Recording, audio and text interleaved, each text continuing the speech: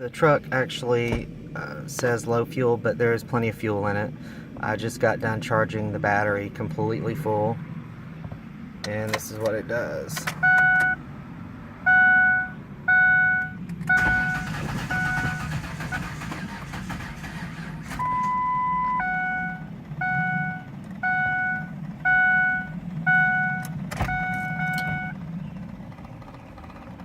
And then there's like a clicking behind the dash.